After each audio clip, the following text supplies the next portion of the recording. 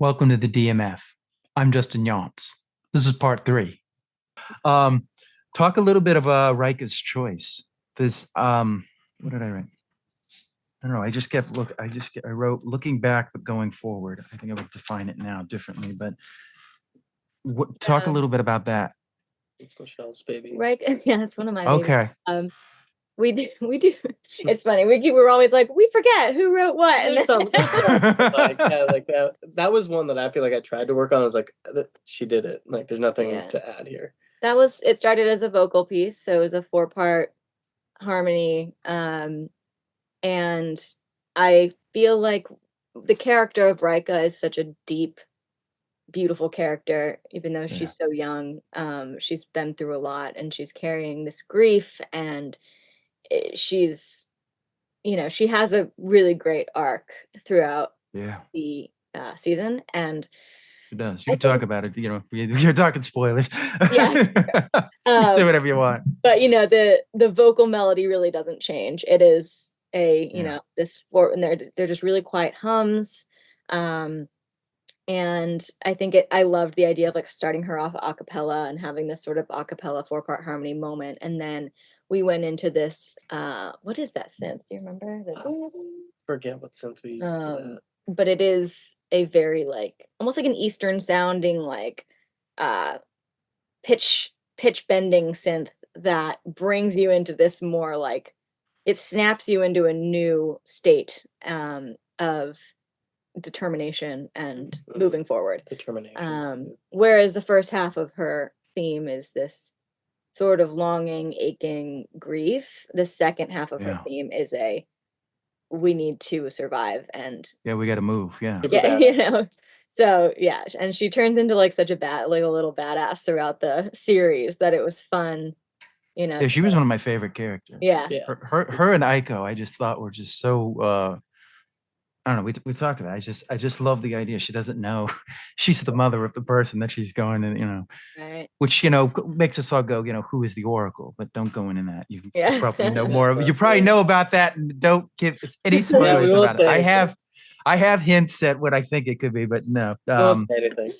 But another one that really is, I would just sit here with the headphones on, just listen to it, not really do anything, but listen to the music. Memories Together. As soon as it came on, I started to cry. Oh, damn. I was like, so talk a little bit about how that came about. Because that's basically when she's thinking about her mother.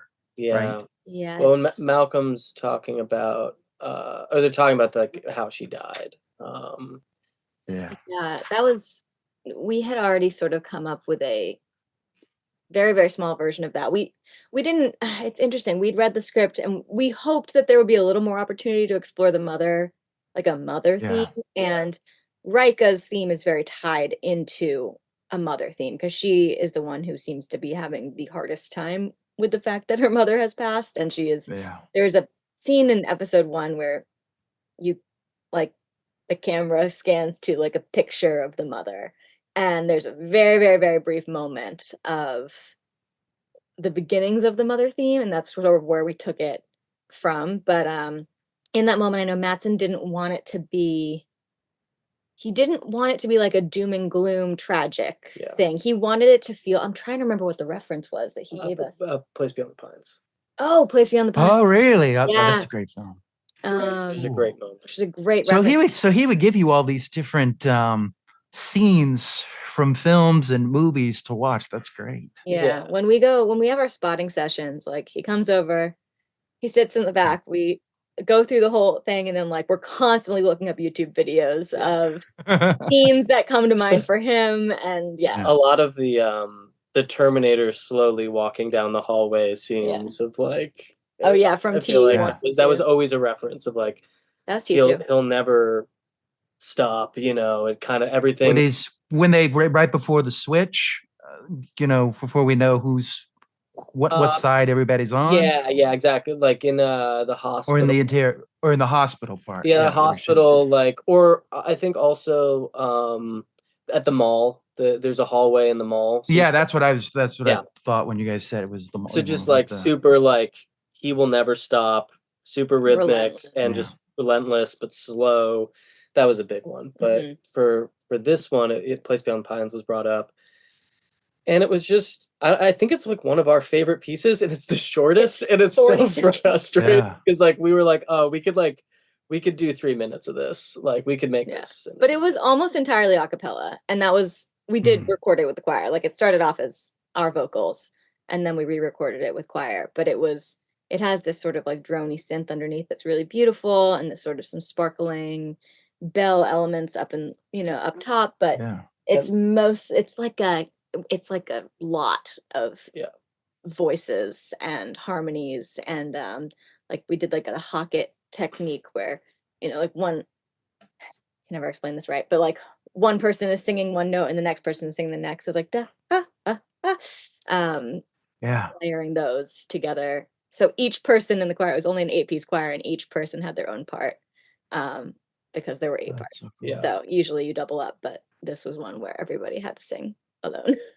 We also got to embedded in the drone element was the hyperpick guitar. That's what it was. Yeah, like I love to make beds of sound where you just like go very fast, finger picking, but loop it like 3 or 4 times so that just feels like a wash, and then throw that through like a tape emulator and pitch it so that it can just go with the melody. And that was a cool thing that we got to do on that I wish we could do more of. A little bit more like indie sounding. I don't know. I don't know why or how. No, I know what you mean. I listened to your album, so I kind of know what you're talking about. You know, because it kind of harkens a little bit back to the Misaki toy store, where like we have all this stuff that's happening in the future, and then we go to her, and she's calm in this store. I mean, we find out later that she's. Talk a little bit about coming up with her theme, because did you know the twist that she's going to be what she's going to be? We did. Yeah. So we knew the arc that her character was going to take over the season. And so we started off by writing the final version of her theme, which we wrote on vocals and I forget what the instruments were at this point, but it's the like, which happens when at the arm moment it happened. And then it happened again in a completely a cappella version in the cue Mizaki Comes Alive, when she just like kicks the crap out of people. Her eyes turn red. Yeah, it's so cool. But so when Mizaki Toy Store, it was we'd already sort of written this character idea, and we knew that we didn't want to go there right away, and her character does have a really big arc, and so we wanted to start off. We created a much more simplified version of that on piano that was much sweeter and more calm, and didn't give away her character. It met her where she was at the moment. Like, she's a nanny and she's taking care of these children, and she's going to a toy store, and that's what we wanted. She's from a fishing village with no other details. That she made up. The last song I want to talk about is the police station, which I found to be really layered. Talk a little bit about creating that. I know that was a beefy one. That was really challenging, also a little intimidating, because like that was one of the scenes that is kind of like pulled out of T1 of like a famous, is it T1? Yeah, I think the police station scene. Shooting. and we wanted to do our own version of it, and there was just so many different beats to hit throughout that whole scene, and we could have taken a little more like piecemeal approach, but instead we just like took the whole thing as it was and just saw where we could thread the action. And I mean, I think what really helped us was finding a fast arpeggiated synth to be like the heartbeat of the scene. It's going over almost all of it, or at least like up until the Mizaki moment. And that was something that was fun to do, because a lot of the arpeggiation in the original scores, they're much slower, and they're kind of like offset with each other because he was like trying to time them up with the right BPM, and it creates like a really cool rhythm. But we wanted something that was just faster and felt like it was matching the intensity, and just give the whole thing a heartbeat. But like crafting all of the different beats, that was one of the hardest cues to write. I don't know. We were on that for a while. And then it ends with that Mizaki moment, Yeah. with the arm, and which is my favorite version of the Mizaki Yeah. theme. I feel like the reveal was like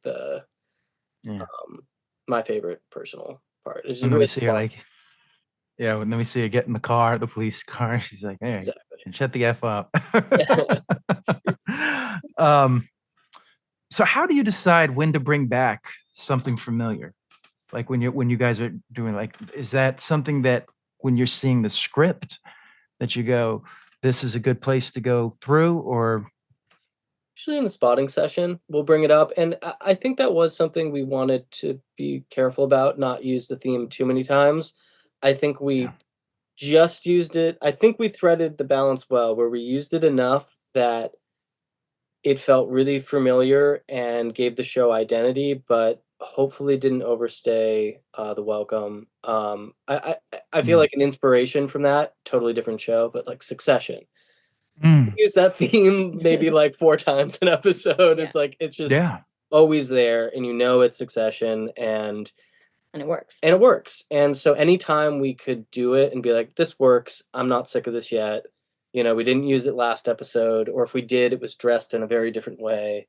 And the characters lead us. So if it's a character theme, that's a very easy jumping off point where we'll try it. And then if we're like, okay, this isn't about this character, it's about the scene as a whole, then sometimes we'd scrap it. But I feel like I think we let the characters, and because we started off really, really sticking to character themes as like a way to approach this whole show, that is what helped us as we went through the episodes, because we were able to sort of rely on those themes and bring them back when we needed to. But again, like if it was appropriate. Sometimes you got to write something new, like choose. Yeah.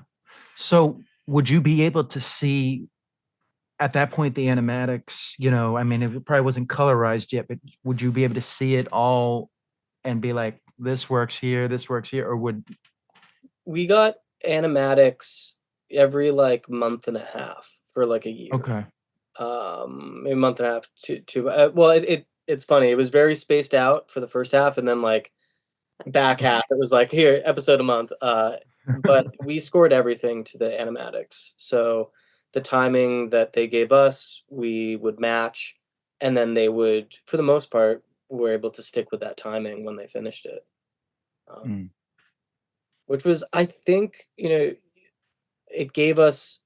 I felt really fortunate with this project because I feel like it gave us the opportunity to really sit with something for a long period of time. Often as composers, you're like, you have a month. Like they finish the thing and they're like, oh, this scene's kind of working. Can you make it better? You don't always have that much time. But this, we worked on it for a year. That's not including the earlier stuff we did, but like, and it allowed us a lot of time to explore and be creative with it. And we created the temp music, which was really nice. Like, it's just such a rare experience to get to do that. And because we'd written all of these early demos and pitched them, like they were animating to that music. So it wasn't like we were trying to emulate someone else's work. We were trying to one up our own work, which was awesome. Yeah. But I love what you guys said, that, you were like, what would that sound like? And that's how Trent Reznor, would do his music, is he would think of a place and be like, what would that place sound like? That's kind of where a lot of the Nine Inch Nails sound came from, is just that idea. So I love that you had that same approach, because it allows for creativity. We don't know what it is. So let's just, and it sounds like Mattson, was like, go, be bold, try things. Yeah. Instead of like, we need it here in a month, and Yeah. we need this, this, and this. No, it was wildly supportive from everybody, really, from Netflix, from Yeah. IG, and Yeah. most importantly from Matson. Yeah. And I think that's why I think it's going to stand the test of time. Is it just, it's new. You can tell the time was put into it. Yeah. It wasn't rushed. The other scores, other than, you know, T1 and T2, when you look at them, they're good. I like 5 and 6, but it just doesn't have that time. And it's the same thing, I think, with the series. The thing that's missing from a lot of the sequels is the heart, the ability to keep going back to it, because you're not going to just go back to watch, you know, action scenes. You're going to go back because the story that told you to go, because I probably watched this like 6 times and I haven't watched any of those other films like that. I mean, I've watched them and I'm just like, they're not engaged. I have it on like right now in the background, just as a reference point. Please like, share, and subscribe. Thank you for watching.